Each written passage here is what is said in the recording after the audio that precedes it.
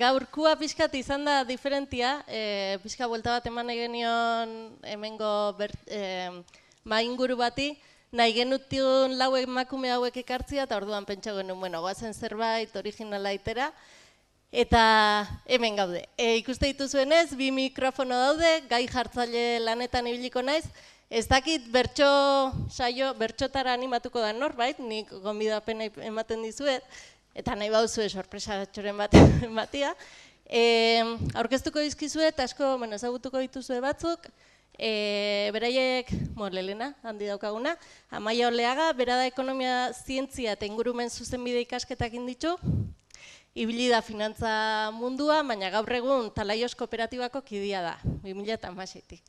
Ezagutuko dituzue behar bada beste leku batzutatik, bera Olatuko peko kidea da, eta gaur egun Kope 57ko batzorde finantzarioko, batzorde teknikoko kidea da. Bera gaur etorri dako 57ko kide bezala, baina aprobetxatuko dugu Olatuko pekoare badala. Estitxu Izagirre, Estitxu argian hasi zen, argiako zuzendaria da gaur egun, 20 urte daramatza, 20 urte, 20 piku izango dira, lehengo aldiz kolaboratzailea sartu zala.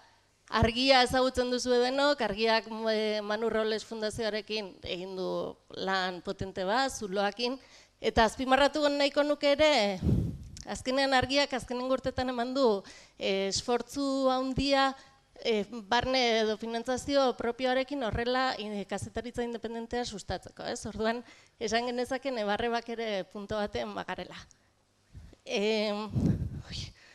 Nerviosa emoten du. Maitane Unzu, Marian Diezekin, jongo gara, bera EHUko ekonomia aplikatuko saileko irakaslia da, Egoan institutuan parte hartzen du, nazioarteko lankidetza eta garapenari buruzko ikasketa institutua da Egoa, eta gaur egun Reas Euskadiko lehendakaria da. Reas Euskadi ezagutuko duzue batzuk bintzat, Reas Euskadi da ekonomia sozialaren inguruan dagoen sare bat. Estatu mailan dagoena, baina bera Reas Euskadiko lehendakaria da. Eta azken Maitane, ezagutuko duzue, gure argitalpenetan ere agertu da, Maitane, EHUko ekonomia aplikatuko saileko irakaslea zen, barkatu, barainengoa, hasieratik biologia, konfunditu dinez, hasieratik biologia eta ekologia munduan murgilduta izan da, baina gaur egun doktore tesi utzi zuen eta Katakrakeko laborategian sukalde lanetan ari da lanean. Horrez gain, gaur egun alternatiben herrian ibili da dinamizatzaile bezala edo koordinatzaile bezala eta, hortik ere ezagutuko duzue. Jazta. Orduan, planteamentua, batzuk ezagutuko duzu igual formatua. Gai jartzaile lanetan ibiliko naiz, igoko dira hemendik, pasako dira mikrofonotara banaka eta binaka, dauzkate 5 minutu, gaina kronometratu egingo dut, orduan, gero batean mozten badizuet edo dena alakoa, eta 5 minutu galderak erantzuteko. Eta besteik ez.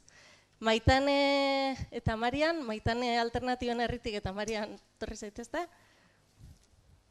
bertxotan inleike, nahi izan ez gero, ez da nengo problemarik. Ni gazteleraz... Barkatu, Marianek egingo duena da, gaztelaniaz egingo du, orduan pixkat lebitan egingo dugu. Alternatiben inguruan luze eta zabal aritu gara, eragile ezberdinen saretzea garrantzia handia du alternatibak eraiki eta egungo sistema eginditzarekin, ez? Atzo ere ikusi genuen eta gaur ere pixkat alternatiba diferenteen inguruan hitz egin dugu. Zuek ere horren froga zarete, bai Reas Euskaditik eta bai alternatiben herritik. Bai Reasen izaeragatik, azkenean ekonomia sozialaren bueltan dauden erakunde ezberdinak batzen dituelako, eta baita alternatiben herrian topatu genituen alternatiba diferenteen topaketa ere badelako, ez? Horretatik harrera, eta sindikatu baten, ekitaldi baten gaudenez, gure galdera da, ze rol dauka ekonomia sozialeko sare horretan sindikatu batek. Galdera erraza da, oso erraza da, orduan segitua erantzuteko modua. Nahi duzuena, Maitane edo Marian? Bueno, claro, nosotros somos una red de economía alternativa y solidaria que lo que queremos es transformar la economía y generar alternativas al modelo actual, y desde ese punto de vista nos parece que participar en redes, en movimientos donde trabajemos con otros agentes sociales es fundamental, porque solas no lo vamos a poder hacer. En este sentido, pues quiero decir que no solo estamos en Alternativa Energía, estamos también en la Carta de Derechos Sociales y en otro tipo de movimientos que ha habido, ¿no? La plataforma contra el TTIP y demás. Por lo tanto, la primera idea sería que trabajar en red es fundamental y que además creemos que aquí los sindicatos tienen un papel muy importante que desempeñar. Incluso yo diría que a veces de liderazgo, y me explico. Por ejemplo, yo creo que tenemos bastantes déficits cuando trabajamos en red, que somos bastante capaces de trabajar en red alrededor de objetivos muy concretos, por ejemplo, campaña contra la reforma del RGI. Entonces ahí nos ponemos las pilas, vamos todas juntos, nos movemos, nos movilizamos y demás. Pero ¿qué es lo que nos pasa? Que creo que deberíamos ya, o estamos en la posición ya, de dar un paso más adelante. Y yo creo que ahí es donde los sindicatos tienen un papel importante que desempeñar. Con ese paso adelante, ¿a qué me refiero? Me refiero a que si queremos generar propuestas alternativas, tenemos que hincarles el diente a debates que todavía no les hemos hincado el diente. Por poner un ejemplo, ¿cuáles son las relaciones que existen o debieran existir entre derechos sociales, empleo y economía? Estamos ante una crisis muy importante del empleo, pero tenemos propuestas para repartir el empleo, para redistribuir los trabajos productivos y reproductivos, para redistribuir la riqueza de otra manera, para generar, como decía Óscar, modos de producción diferentes, con fines de producción diferentes. Bueno, yo creo que todos estos debates solo los podemos hacer en colectivo, a través de las redes, para sacar esas propuestas que nos sirvan para tener alternativas reales y factibles, y que tienen que ser debates en los que participemos todos los agentes sociales transformadores y donde los sindicatos tienen un papel decisivo, me parece a mí, que desempeñar. Bai, nik euskeraz egingo dut. Nik jo zentratu dut erantzuna maila metodologikoan edo pixkat egituran, ez?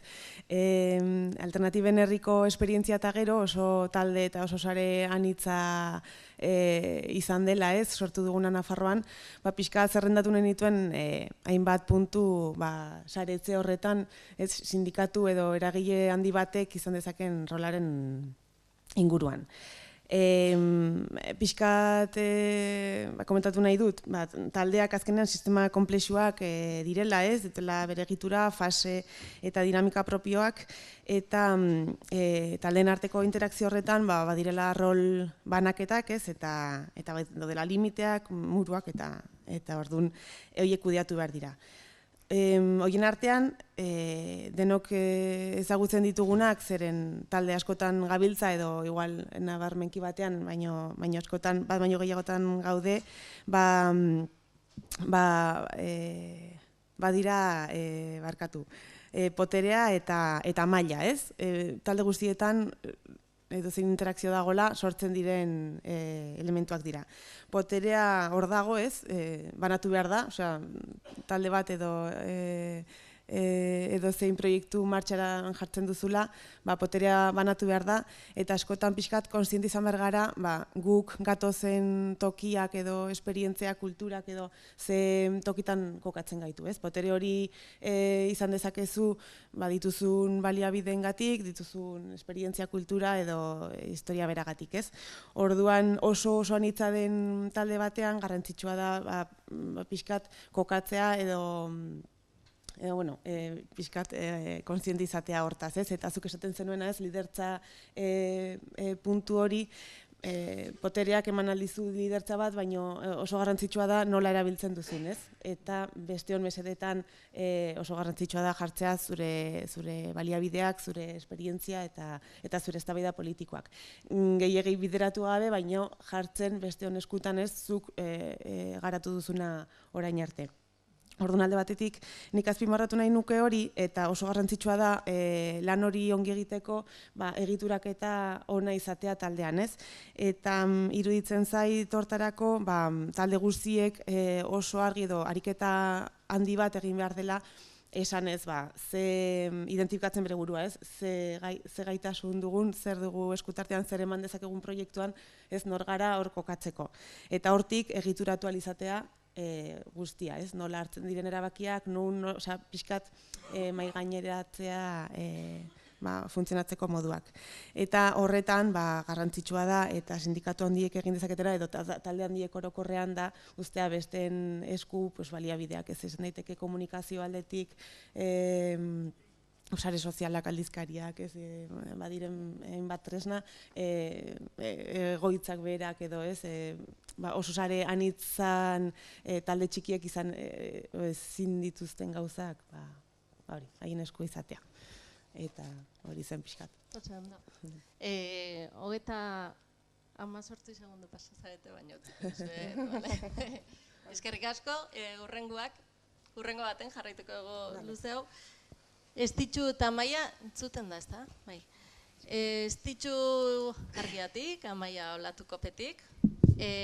Berak ere, Oskarrek ere komentatu du ekintzailearen figura hori, ez? Eta askotan hitz egin dugu, eta nola saltzen diguten, berak ere komentatu digu, nola saltzen diguten ekintzailetasuna zerbait ona izango balitz bezala, ez? Eta ze ondo, gainera Googlekoak eta bezala jartzen, ez? Oso moderno, eta askotan kritikotasun batetik esate duzu, klaro, baina ekintzailetasuna gaur egun bultzatzen dena, erabat neoliberala da, eta beste eredu bat bultzatzeko mugitzen da edo sortzen da. Kuriosoa da, Amaia behintzat olakutukopetik ekintzailetasuna sustatzeko ikastaroak eta ematen dituzue, eta fabrikan ere Jordik ere atzo komentatu ziduna, fabrikan ibiltza zarete, orduan posible da ekintzailetasun neoliberala ez den ekintzailetasun bat soziala izango dena, inkoherentea da? Kaixo, nabardian. Bueno, nik pixka hitzen dut argiako esperientzitik, eta argiak hurrengo urtean, 2019an beteko ditu 100 urte. Orduan, 100 urte beteko baldin baditu da justo 100 urtez ekintzailea izan dalako, ez. Ekintzailetasuna, batzuk behintzat ulertzen dugu, dela beharraren aurrean daukagun reakzioa, jarrera edo, ez, jokabide bat. Eta behar hori egoten da askotan gizartean, baina normalean lotuta egoten da erakunde batek ere daukan beharrarekin, ez? Edo sentitu behar da interpelatua edo, ez? Jarriko ditut adibide txiki batzuk, argian kasun, duela 17 urte sortuzun web horria, argiak, bai? Eta izan zen euskerazko lehenengotakoa, bigarrena uste dut, eta erderaz ere etzuden asko garai hartan. Zergatik sortun zuen ikusten zuelako gizartean bazegoela aukera bat, zerbait positiboa bezala, baina baita ere ikusten zuelako aurrera begira kazetaritza etzala existituko internetetik kanpora edo beharko zala horregon, ezta? Orduan bere burua iraupenea aurrera begira, ezinbesteko ikusten zuen horregotea. Orduan horri heldu zion. Beste adibide bat gaur egungoagoa, bizi baratzea liburua, Jakoba Errekondorekin atera genuna, ez? Ikusten genuen, gure balore bat dala lurra, elikadura burujabetza, badagoela alako behar bat gizartean, eta Jakoba Errekondo gure kolaboratzaile izan da, eskatu genion olako folleto txiki bat, egintzun kriston liburua, eta gaur egun da guretzako hildo bat, ez? Badia, pixkat, aukeretatik sortzen dianak, baina askoz gehiagotan izan du da, argia proiektu defizitarioa dela berez, eta orduan biziraupenak behartu gaitula sortzera eta proiektuak martxan jartzera pixkat orekatzeko, ez? Horko adibide txiki batzuk, harpidetza eredua, gaur egunera bat buelta eman diguna komunidadearen izaerari eta horri denari, eta, bueno, interneten jarri dugun denda, baita ere, jendeak edo zer jarri dezakela salgai, eta eman dezakela musutruk argia jendeari, ez? Ikusten dugulako, justo elkar eustea dela guretzako ekonomia, eta ez dula zertan monetarioki izan, edo benefizioak zentzuekiz, baizik eta elkarri gauzak emanda, eusten dugula elkarren bizitza, ez da? Orduan, klaro, etengabe ari gea ekintzailetzan, eta gaur egunean horren fruitua izan du da nola antolatzen gean, bai? Antolatzeko moduan, guk, gaude kazetariak, idazten degunak, badaude idazkariak, numeroak manejatzen dituztenak, eta badaude komertzialak, publizitatea saltzen dutenak. Baina denon artean osatzen ditugu lantalde batzuk, justo, ekintzailetza edo bide berrik irikitzeko eta mantentzeko, ezta? Orduan lantalde horietan derrigor badago edukitako norbait, badago norbait idazkaritzakoa eta badago norbait komertziala ikuspegi guztiak edukitzeko, eta gutako bakoitzak erabakitzen du nun parte hartu nahi duen. Pixkat bere gustuen arabera edo gaitasunen arabera. Gutxienez parte hartzen dugu lantalde batean eta gehienez 3. Ze ulertzen dugu hor erabakiak hartzen dirala, boterea mugitzen dela eta nahi dugu banatu botere hori, ezta?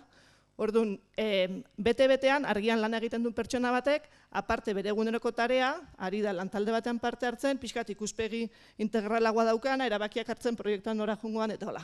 Orain, eta Amaiari galdera pasetu nahi dio bat, ez?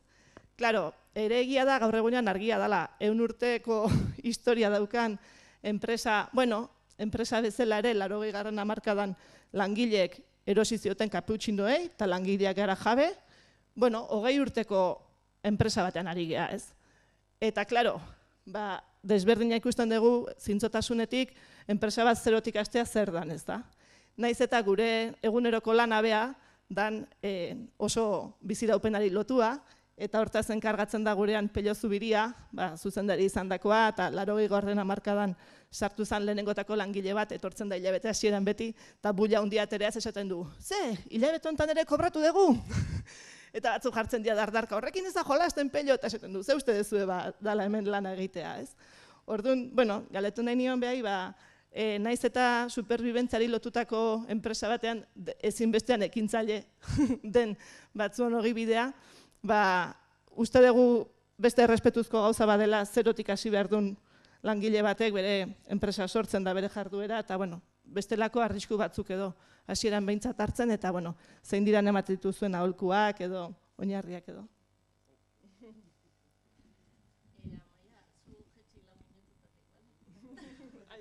Vale, jetxiko naiz fijo, zeren ez nintzen gogoratzen galdera honei erantzun berko niola, orduan hau bertsolaritza totala da, baina batzutan hobeto izaten da hola, ez? Izan daiteke, hasiko naiz hasieratik eta gero estitxuren soka hartuko dut, izan daiteke ekintzailetza neoliberala ez den zerbait? Bai izan daiteke zeren neoliberalismoa berria da eta pertsonak antolatu behar izan gara gure beharrak asetzeko betidanik, ez? Baina bai, segurazki ez litzateke sortuko orain daukagun diskurtso hau eta Kop Fabrika den programa hori ez bagenu izango, eduki dugun diskurso erasokor hori enprendimientoaren mistika guzti honekin, ez? Azkenean, Oskarrek oso ondo azaldu du lehen nola kapital metaketa jartzen den lehenengo mailan eta kapital metaketa badago orduan enplegua egongo da, hori saldu nahi izan digute, eta enpresariek lanpostuak sortzen dituzte ematen du gainera onak direlako, ez? Ez dagoela lotuta lana eta aberastasuna eta bizitza sostengatzeko zera hori, eta uste genuen beste eredu alternatibo bat eraiki nahi bagenuen diskurtso horri konfrontatu behar geniola, eta orduan hasi ginen definitzen zer da guk nahiko genuken ekintzailetza hori, ez? Eta euskeraz ekintzailetza hitzak dauka, edo ekintzaile hitzak dauka bentajatxo bat izan daitekela emprendedor edo izan daiteke aktivista, eta guk begiratu nahi izan diogu bestera horretan, ez? Orduan, nola izan daiteke ekintzailetza bat ez neoliberala kolektiboa izaten hasteko. Osea, inork ez du nahi autoenplegura behartuta dagoen egoera batean bere burua bakarrik ikusi, ez? Orduan, kolektiboaren babesa bilatu hasieratik. Ez du balio ideia bat eukitzak eta pelotazo bat emateak, behar sozial bat bilatu behar da, behar sozial horrei erantzun eta horretarako hasi atzeraka eraikitzen, ez da? Ez hitzaia izan behar da, barrura begira eta kanpora begira, ez? Azkenean Oskarrek esaten zuen baita ere bilatu irteera daukan zerbait. Ez? Igual reprogramatu bergea esateko, nik nire bizi proiektua eraiki nahi dut eta elkartuko naiz kolektibo batean eta emango dizkiogu gure buruari tresnak eta antolaketa lortu ahal izateko gure bizitzak sostengatzeko jarduna hemendik. Sarean funtzionatzea, nahitaezkoa. Azkenean, sortzen baldin baditugu eta botatzen baldin baditugu amilegitik bera, ez, kolektiboak sortu direnak haien ideia garatu, haien bizi proiektua garatzeko bakarrik ari gara kasi-kasi sortzen irlatxoak justifikatzen du, kapitala salbatzen ari gara, ez? Ematen du, ez, baina hau posible da, ez? Ez, osea, sarean elkartuta benetan joango gara elkarrelikatzen beste mota bateko harremanak, ez? Eta sustatu baita ere oso hasieratik eta aprobetxatu proiektu oso ezberdinetako jendea datorrela, haien artean ere esperimentatzen, pentsatzen eta gure artean ere hasteko nola izan beharko lirateke gure harremanak ez direnak utilidade eta benefizio maksimizatzaile harreman merkantilak, ez? Interkooperazio praktikak, pixka bat hori dena esperimentatzeko laborategitxoak sortzen ditugu, kasi, ez? Baina ja bigarren urtea da egiten duguna, proiektuak aurrera doaz eta bai ikusten dugu beste esparru handiago hori elikatzera bideratuta atera dezakezula ekintzailetzaren diskursoa den horretatik.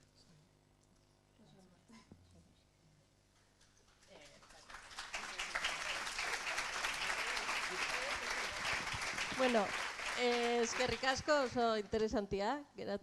Pena ematen du, dala 5 minutu luzetxuak, baina 5 minutu diela ze horrek ematen du, ez? Hainba gauza komentatzen dituzue Laurok, ematen duela gogoa jarraitzia eta luzeitea, baina egia esan nahi genuen aprobetxatzen zuek zaudetela eta hainbat gai atera alizateko, horregatik gabiltza horrela. Marian, zure txanda da. Hau ere oso galdera erraza da. Bai. Askotan, guk etengabe kritikatzen dugu, eta uste dut sektore ez da bakarrik sindikatu hau, edo bestiak, sektore asko, eta errealista gara, murrizketak eta privatizazioez betetako errealidade bat bizi dugula, ez? Eta gure eskaerak murrizketa horietik eta privatizazio horiek eratzera bideratuta doaz askotan. Eta ez dakit, ez dagoen arriskurik, 3. sektore, hau da, ekonomia soziala, bai eraldatzailea edo solidarioa, ez dan bihurtuko estatu neoliberalak bere murrizketak bideratzen jarraitzeko aitzakia bat. Azkenean, dauzkazu beste modu batzuk, publikoa ez duzu ziurtatzen, eta egiten duzuna da, erakunde autoeratu eta antolatuei hori ematea. Bai ez? Ulertu da. Bai. Bueno, aunque voy a intentar hacerlo en 5 minutos, voy a empezar con 2 consideraciones, digamos, como previas. Primera, el tercer sector es un conjunto muy amplio de organizaciones, igual que ocurre con la economía social. Por lo tanto, en el tercer sector hay organizaciones muy diversas y dentro de esa diversidad de organizaciones hay algunas de esas organizaciones que son muy cercanas o que tienen un componente transformador importante, que son muy cercanas a los principios de la economía solidaria y que además llevan muchos años trabajando, digamos, desde una lógica comunitaria.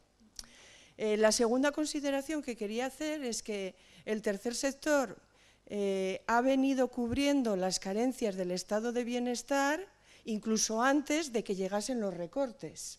Es decir, los servicios a las personas excluidas, con grave exclusión o en extrema pobreza, la atención de las personas migrantes o la atención de las personas que tienen diversidad funcional ha sido un espacio que tradicionalmente y progresivamente han ido ocupando muchas organizaciones que están dentro de eso que consideramos el tercer sector, que he dicho que es un sector muy amplio. Dicho esto, bueno, ¿qué es lo que ha ocurrido, digamos, con los recortes o desde los recortes? Yo creo que tampoco ha ocurrido muchas cosas nuevas, porque de hecho la tendencia que ya había de externalizar los servicios públicos, lo que ha ocurrido es que se ha acrecentado, que cada vez es mayor y cada vez se externalizan más servicios públicos. El cambio importante yo creo que ha habido es que ha habido una entrada muy fuerte del sector privado para ofertar esos servicios, ¿no? Y que de ahí que se haya dado un proceso cada vez más creciente de privatización de lo público. Bueno, ¿cuál es un poco la postura de nuestra red? Nuestra red siempre ha sido muy clara en este tema y siempre hemos defendido que la administración pública debe ser la responsable de garantizar servicios públicos universales, gratuitos, de calidad y demás. Es algo que siempre de alguna manera hemos defendido. Creemos además que es la administración pública la que debe garantizar esos servicios educativos, sanitarios, sociales, etc.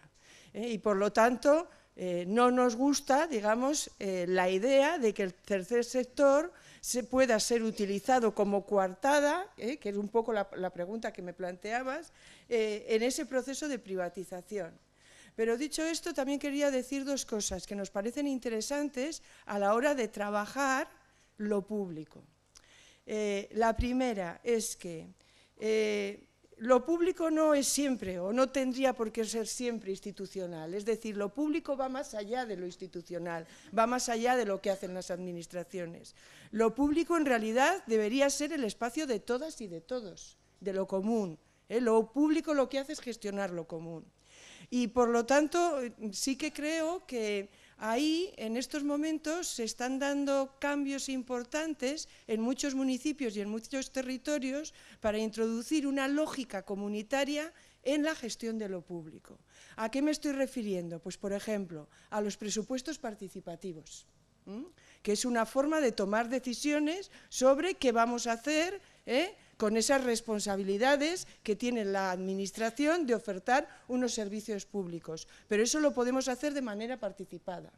O también se están dando experiencias de co-construir, se dice, no sé si es la palabra más adecuada, co-construir políticas públicas a través también de procesos participativos con la ciudadanía, movimientos sociales, etcétera, que van a estar afectados por esas políticas públicas. Por lo tanto, yo creo que hay también que hacer ahí un cambio de, no sé cómo decirlo, de que tenemos que participar más en la gestión de lo público, porque en realidad lo público es lo común a todas y todos. La segunda cuestión que quería decir está relacionada con algo que ya ha comentado Óscar en una de las respuestas, y es que es muy diferente tener un modelo público-privado donde la responsabilidad del servicio es pública, pero la gestión de ese servicio es por una empresa privada que trabaja bajo una lógica de mercado, o sea, sería público-mercado. Pongamos por caso un ayuntamiento, saca concurso el servicio de atención a las personas dependientes y ese servicio lo gana una ETT que puede ser la de Florentino Pérez. Y ese es el que va a gestionar ese servicio público. Digo, es muy diferente ese modelo de un modelo que podríamos llamar público-comunitario, donde la responsabilidad de que exista ese servicio público y de que sea un servicio público de calidad es de la administración pública, pero se cogestiona con la comunidad, con participación ciudadana, y su oferta al servicio lo presta una empresa cooperativa sin ánimo de lucro que pertenece a una red de economía solidaria o de economía social transformadora. Esos dos modelos yo creo que son dos modelos muy diferentes y por eso una de las cosas que desde nuestra red estamos tratando de impulsar continuamente es la introducción de cláusulas sociales en los pliegos de la contratación pública. ¿Por qué? Para que a la hora de que la administración subcontrate esos servicios públicos tenga en cuenta no solo el precio, lógica de mercado, sino tenga en cuenta los beneficios sociales, lo que supone en gestión comunitaria, etcétera, de participación que puede aportar una empresa cooperativa de la economía social transformadora. Y ahí creo que es donde tenemos que de alguna manera incidir, insistir y trabajar mucho. Osando, tristekin nola moztu, netan, Vale. Trukoren bat eman barko didazu, ez dakit nola moztu, interesgarria da, eta ematen ditu, eta gero laizterru nahi hasiko da naroa, denbora da, berandu da, orduan, bueno, ez ditu zure antza, zure aukera. Ekarritxo. Bueno, zu bak esan dugun bezala, argiako zuzendari izan da, Manu Robles Arangizekin batera, HT-ko obretan dagoen prekariadiai eta pixka eta azaleratzeko liburu bat idatzi duzu.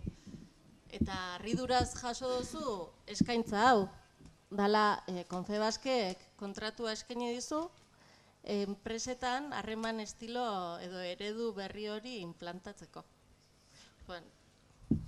Hoxe, gaia. Bueno, naroa gonbidapena botazian, berso batzuk asmatuko nituen, da atzoko gaua, ez da xamurra pasak, par pixkat den. Eta, bueno, lotxagabekeria asko zindetz, ez da gure harreman eredua, beraz, bueno, kantxa libre. Kaixo nagusi gerenta, zuzendari presidenta, Jostailu bat aurkeztera nator, demokrazia deitzen da. Demokrazia deitzen da.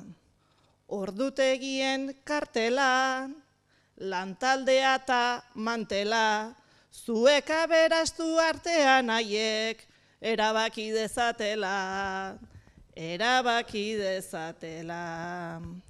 Superlangile hileko, helburu lorpen urteko, hobeda beti propinak eman, jabetza ez banatzeko, jabetza ez banatzeko. Lider piloto visionaria, medailei eman diztira, beste bat goitik begira dezan, 2 euro nahikoak dira, 2 euro nahikoak dira. Enpresaren ugazaba, gerentearen osaba, lehen zapaltzaile kabroi bat zenta, orain guztion aita da, orain guztion aita da. Zer inporta du tankia, edo armak ekoiztia, donazio bat egin herrian, barkatuko da guztia, ta ezaztu argazkia. Bitartean ara, harreman berria hau bada, hilobitik entzun daiteke, Karl Marx zarraren algara, Karl Marx zarraren algara. Soldata duina aldare, langileak dio bare, nahiago gezur honetan bizi, ez pobreta buru jabe, ez pobreta buru jabe.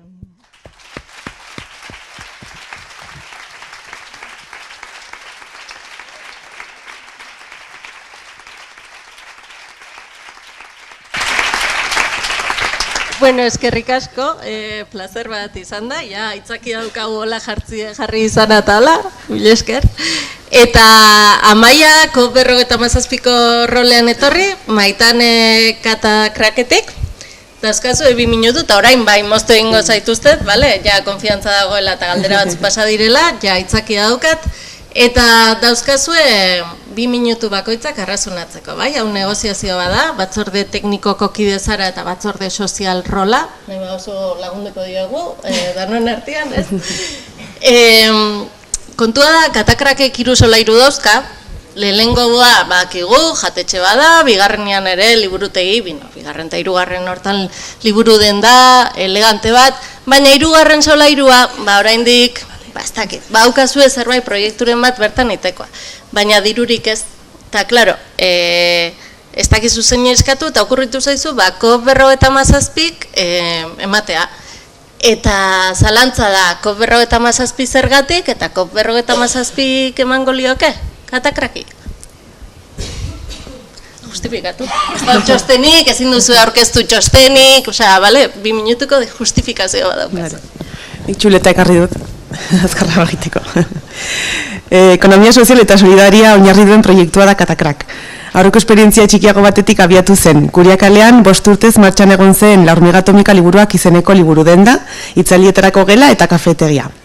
2013an liburu denda txiki geratu zela ikusita, erabateko aldaketa baten ondoren egitasmo eraberritu batek berateak ireki zituen Iruñako kale nagusiko 54. zenbakian, Katakrak izenekoa.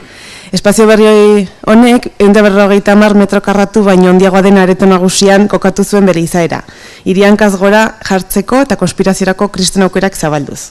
Katakraken bihotza den goiko aretoak Iruñerriko mugimendu sozialarekin harreman parte hartzailea bultzatzen du eta oinarri sozialaren artikulazioa bideratzen du.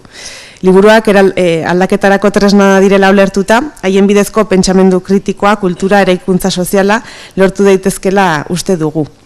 Horregatik, elkartzeko, eztabaidatzeko eta elkartukatzeko helburua dugu hiria eraldatu eta liburuarekin lan egiteko.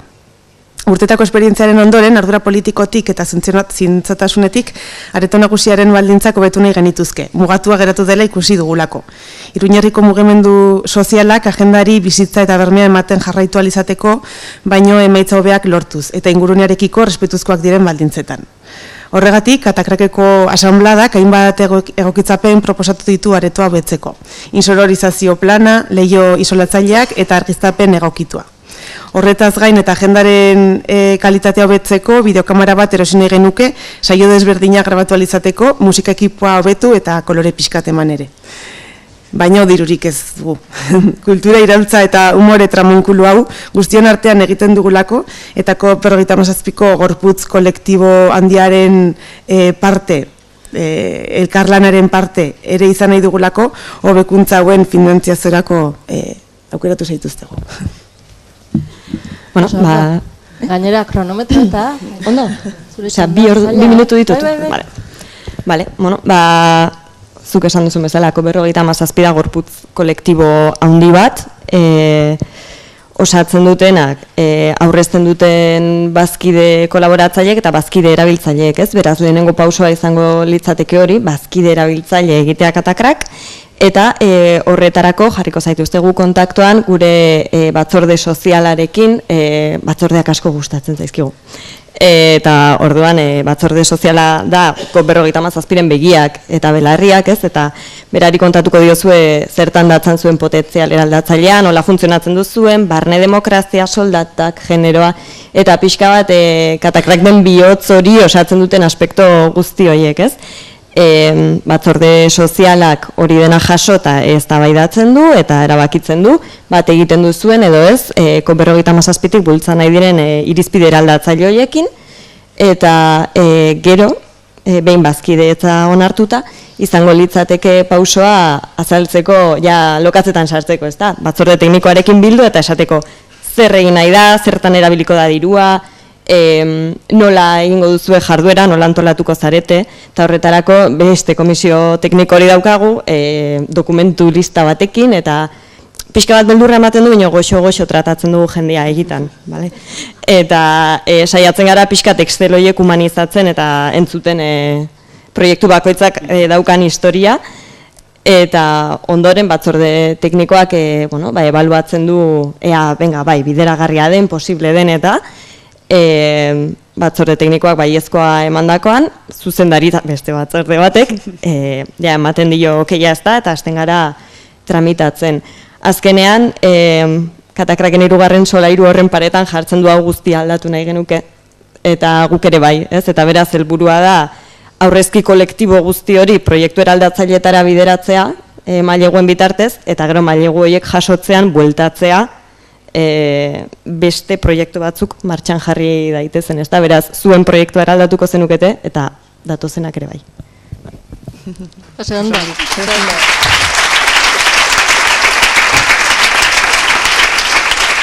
Iruditu zaigu, garrantzitsua zelako COP57 bere lekutxoa ematea, azkenean COP57 Amaiak nik baino hobeto azaldu du, baina bere asmoa da ere nolabaiteko ongizate soziala eta eraldaketa soziala ekarriko duen tresna bat edo baliabideak emateko, ez? Lur batzuk behar badira proiektu eraldatzaile bat egiteko, zergatik ez guztion artean baliabide horiek eman eta eskuragarri jarri. Eta, bueno, bazpa ere, unai hor daukazu, zuzendaritzan dago, orduan gero txantajeren bat, Amaiak zaila jartzen da dizu, bale? Oso ondo, urrengua daukagu Marian eta Estitxu. Hartu, bai. Kooperatiba eta eraldaketa soziala bultzatzen duten erakundeak hainbat ezaugarri komon dituzte. Parte hartzea, eta asko hitz egin dugu honi buruz, parte hartzea, demokrazia, elkartasuna, berdintasuna, militantzia, eta egia esan atzo Jordirekin ere ahalegindu nintzen, baina, bueno, ez zidan asko erantzun, orduan berriz galdetuko dizu zuei. Ez da eraldaketa soziala bultzatzen duten bai kooperatiba eta bai beste erakundeetan autoesplotazioa guztiaren oinarri. Ari gara mundu aldatu nahi dugula, eta bai gizarte hobea, bizitza erdigunean, ez, bizitza handiena eta horretan, baina benetan pertsonengan ari gara oinarritzen edo Hoxe. Bueno, el tema de la autoexplotación no es el único que tenemos. Cuando nos miramos desde una mirada feminista y nos ponemos las gafas de ver cómo cuidamos nuestra propia vida, cómo resolvemos las desigualdades de género en las organizaciones y demás, tenemos muchísimos problemas.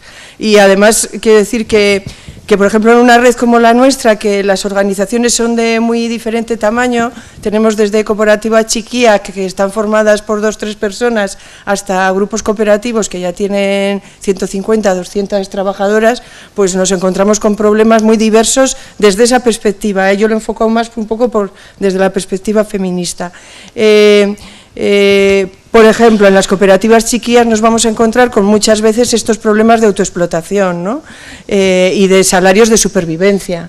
En las cooperativas grandes nos encontramos con otros problemas que tienen que ver con la participación o con la representación de mujeres y la participación de mujeres en los consejos rectores de las cooperativas, que siguen siendo mayoritariamente masculinos. Entonces, este es un tema que, por ejemplo, a nuestra red nos preocupa mucho, y nos preocupa porque creemos que tenemos un lema por ahí, tenemos ahora cuento un grupo de trabajo que se llama Ecosolfen, que está formado por organizaciones de la red, que es en estos momentos uno de los grupos de trabajo más activos y más numeroso de la red, y el lema nuestro es que la economía será solidaria solo si es feminista. Y entonces en esa tarea nos hemos puesto. La agenda de ese grupo la marca, digamos, las propias organizaciones participantes, y una de las cosas que más nos preocupa es cómo transformar nuestras organizaciones para que les hemos llamado sean organizaciones habitables, con ese concepto de cuidar la vida, ¿no? De cuidarnos entre todas y todos.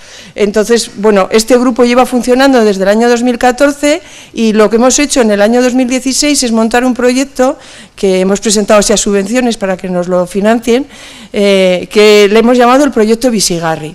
Y en ese proyecto Visigarri lo que hemos hecho es un análisis de la propia red, tanto de los espacios donde se toman las juntas de decisiones, asamblea, juntas directivas, equipos de trabajo, los grupos de trabajo y demás, y lo que vamos a hacer es poner en marcha un plan de acción bastante ambicioso que de alguna manera lo que quiere es eso, es convertirnos, transformarnos, regenerarnos en organizaciones que sean igualitarias para hombres y mujeres y que sean más feministas. Termino con 14 segundos. 14 segundos, me da tiempo. Otra muestra del trabajo que estamos haciendo la podéis encontrar mañana, espacio publicitario, en Gasteiz. Celebramos la 6ª Feria de Economía Solidaria ahí en el Campillo. Tenemos un espacio nuevo que le hemos llamado el Saitegi Feminista. Saitegi Feminista es nuestro espacio para cultivar los cuidados, y ahí va a haber muchas cosas, desde un trivial para jugar sobre el tema de los cuidados hasta un manual de cultivos, etcétera. Así que os podéis pasar. Oso ondo. Eta fundazioa ere bertan izango da. Ez ditzu? Bueno, igual, hau da gehienak kostatzen zaiguna esplikatzea, eta normalena eramaten duguna etxe barruan. Orduan, nola esplikatzen dan. Claro, gu gea jabeak, eta eske, ala bizi dugu, ala sentitzen dugu, eta ala eramaten dugu praktikara. Orduan, nola egiten dugu lan, guk erabakitzen dugun bezala. Eta nola, denok bizi nahi dugu alik eta ondoen. Eta orduan uste dela gauza eta hain simplea eragiten dutla klimak, eragiten dula 25 baldin bagara lantokian, zein da klima? Ordu gehiena sartzen dituna eta matxakena dana txalotzen dugu? Pues ez, gure artean ze aliga demora guztien rekalkatzen, zenbat ordu sartu ditugun, zenbat sufritu dugun, zenbat ematen diogun guk taldeari, ez dugu hortik bizi.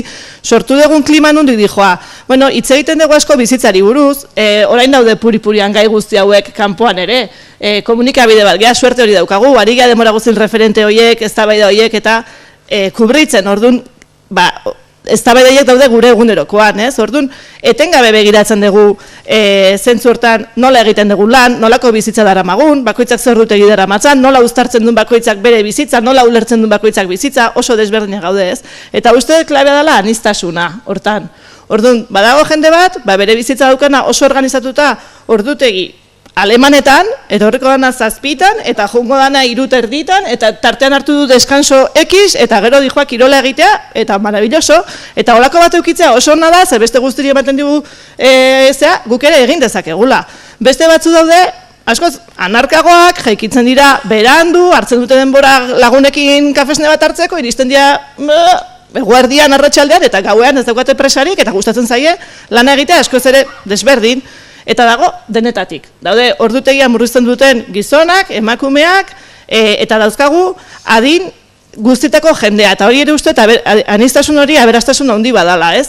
Eta gero bukatu nahi dut, za txiki batekin, ez dugu fitxatzen, ez dugu orduan, nola egiten dugu, denok pixkat bakoitzak bere burua, horrekatzen du, zaintzen dugu bakoitzak gure burua, hori dela importantena, eta elkar, ezta? Orduan, egun batean pasatu ditugula, ordu pila bat sartu ditugula, gertatu dalako ekintza atzo lamanadaren bezala, zerbait estitazio handia sortzen duna eta periodista batek juten da kalera eta han pasatzeitu orduak aukera baldin badauka, ez daukalako beste ardurarik bere zai, pues ez dago orduei begira.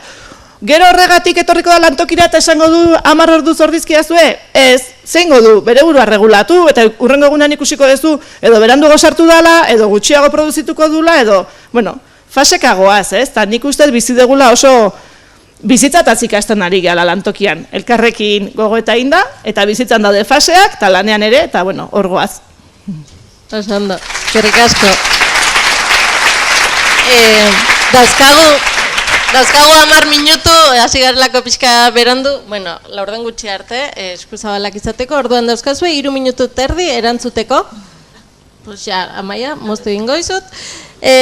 Amaia, zure kontuko 57tik zatoz, Bruguera editorialekoa langile zarazu, enpresa itxiko dutela esan dizute, eta greba eta borroka luze baten ondoren epaiketa irabazi duzue. Eta zu eta zure grebakideek izugarrizko ordainsaria jaso duzue.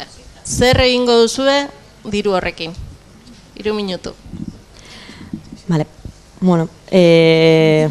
sartu ingona paperian, gu Bruguera argitaletxeko langileak ginen, pasa genuen gure bizitzako zati oso handi bat Bruguera argitaletxean, eta bertan lan egin genuen lana delako bizitzeko baliabideak lortzeko bitartekoa, edozein aktibidade bizitza sostengatzekoa, baino soldatapeko lan behar horretara lotuta ginenez Brugueran egin genuen lan hori. Lehen esan dugu posible dela enpresak ukitza enpresariorik gabe, baino ez langilerik gabe, eta Bruguera ez da salbuespen bat, ez? Eta guk emandako horren gainean eraiki den arren guk ez dugu ahotsik euki Brugueraren itxiera horretan, eta beraz kalera joatea erabaki zuen kapitala jarri zuenak, eta ez bizitza eta lana jarri zuenak, ez? Orduan, altxatu ginen, langile klase bezala ditugun elkartasun tresna guzti horiek martxan jarrita eta aktibatuta, eta greba guztietan pasatzen den bezala ez da greban dagoen edo borrokan dagoen enpresa horren gai bat, langile klase osoaren gai bat da, hala izan zen gure kasuan ere, izugarrizko elkartasuna jaso genuen eta horri esker mantendu ahal izan genuen, baina azkenean enpresa itxi zen eta handik urteetara lortu dugu ordainsari hori, ez? Azkenean egin dugun lan guzti honek hartu dugun itxura itxusi hori, ez? Ematen duela ia tori iso eta segi zure etxera bat. Orduan, gure bizitza sostengatzeko behar dugun hori hartu dugu, jaso dugun diru horretatik, eta gero gu handiago horrena dela kontsideratzen dugun hori kolektibizatuko dugu eta sortuko dugu 57 izena daukan tresna bat, zerbitzu kooperatiba bat, eta irekiko dugu gainerako pertsona guztiek ere haien aurrezkiak eta baliabideak kolektibizatu ditzaten, kolektibo horrek kudeatu ditzan, eta finantzez reapropiatuko gara, ze finantzak oso zikinduta dauden kontzeptu bat dira, eta finantza kapitala metatzeko tresna izan ordez elkartasun tresna izatera pasa daitezen antolatuko gara. Ez dakion inorrei pasa, guri pasa zaiguna ez, eta bihurtu dadila finantzak tresna bat lanaren buru jabetzarako. Bikain. Eskerrik asko. Oso ondo, venga, Estitxo eta Maitane. Maitane jarri alternatiben herriko rolia nontxe, bai oin berde izatoz. sarri gabiltza alternatibei buruz hitz egiten, egoten gara topaketa ezberdinetan, eta abar, eta gogoratzen naiz ere Cesarren Duelesek nola esate zuen orain dela pare bat urte, ez garen ari sortzen alternatibak klase jakin batentzako, ez? Burgesia klase batek, burgesiari buruz hitz egiten zuen, ez garen ari sartzen alternatibak askotan euskal munduan eta gero maila jakin batetik aurrerako entzat, ez? Ez dakit ez garen badagoen sektore bat alde batera uzten ari garena, edo alternatibak planteatzen ari garenean, sektore txiki batera ez garen mugatzen ari. Nola gerturatu ditzakegu sektore horretakoak eraldaketa prozesuko subjektu aktibo egiteko, hori da galdera erresa. Eta bukatzeko. Bueno, galdera ona, zeren askotan falta zaigu mapeoa egiterakoan, ez, geratzen gara oso etxean, eta gero lankarga edo bidea azten garenean egiten, denborak jaten gaitu, eta orduan aitzakia horrekin ez goaz, ez, lanketa zabal hori egitera. Eta egia da, honek suposatzen digula edo beste hori euskeratik kanpo edo beste alternatiba edo ohiko alternatibetatik kanpo dagoen jendea jendearen gana iristeeko egin behar dela lana eta joan behar garela ez tokian tokiz jendearen edo alternatiba hoiei edo beste eragile hoien gana azaltzera zein den gure helburua, nola elikatu gaitezken edo ze antzeko espazio komunak zintzuk ditugun eta nola sortu behar hori erakutsi, ez, denon artean. Eta hori alde batetik, ez, eta ez dadila gertatu adibidez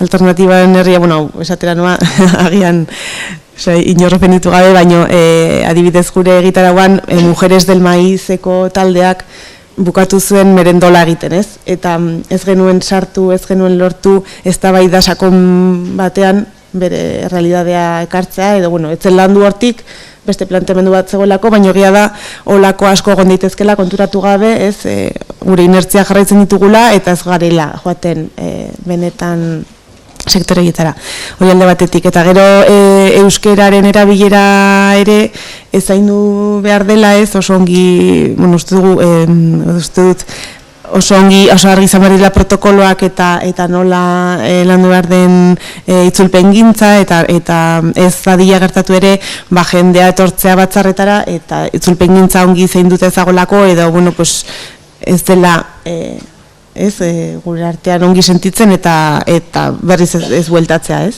Igual ez doa serre, baina ikusi du ez dagoela, bueno, esfortzu gehiegi suposatu duela itzulpen gintzak edo. Orduan nolabait lortu behar dugu hori normalizatzea eta protokoloak ongi azpimarratu, jendea zaindu eta bueno, hortik. Bertxotan, azkena bukatzeko. Aber, asmatzeten esaten, baina uste dut euskerak momentu enten daukan erronka nagusitako bat, gizarte osoak daukagun berdina dela, eta ez dakit, pixka egin behar da bai edo bai. Eta uste dut, deno gela kostente gizartea geroz eta zapalduen kopurua handitzen nahi dela, baztertuena ere bai, eta segmentatzen ari gela. Eta orduan, euskerak ez oso garbi estrategia bezala hartzea justo izatea kohesiorako elementua eta jende guztia irabazi behar degula eta gizarte bereanko parte izan nahi degula denok eta, bueno, pertsona bezala edo gizarte bezala eta hizkuntzan aldetik ere ez egitea hortako, salto handi bat, iruditzen zai denbora galtzen ari gehala. Baita iruditzen zai dela,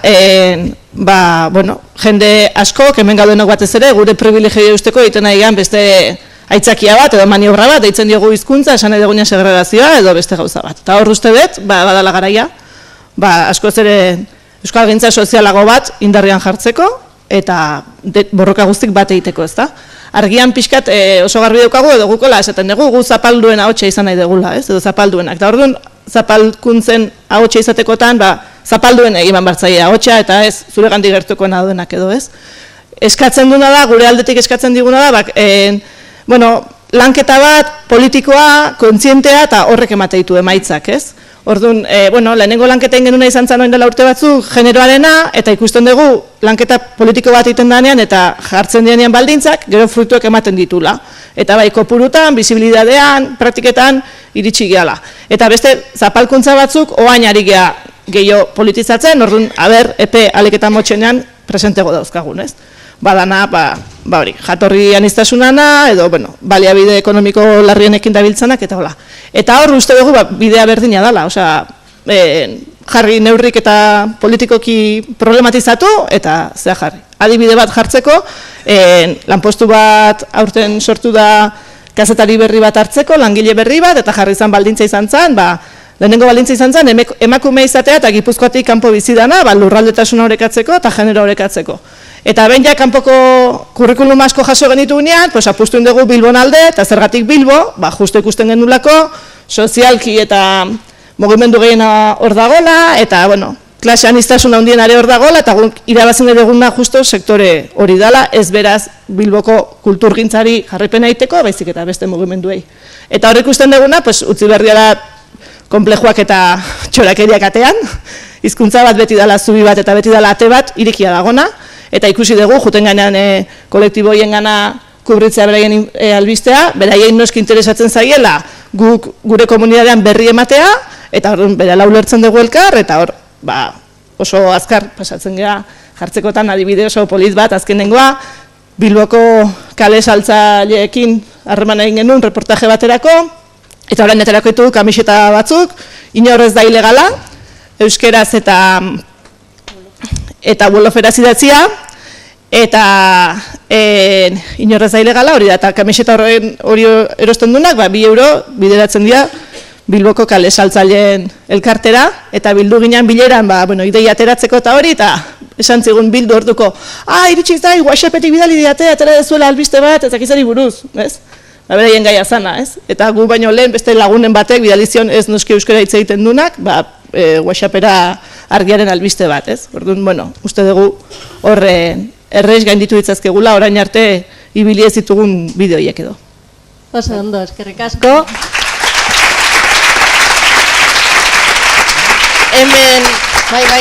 Hemen bukatzen da, bukatu da, abisatu dizuetu nahi eukiko nula vigilante, eskerrik asko Lauroi, placer bat izan da, oso ondo pasatu dugu. Nik uste dut 10 gutxi dia, jetxiko dugu eta laurdenean, hemen, eta hola, pixka murriztuko dugu, eta laurdenean puntual hasiko gara, eskerrik asko.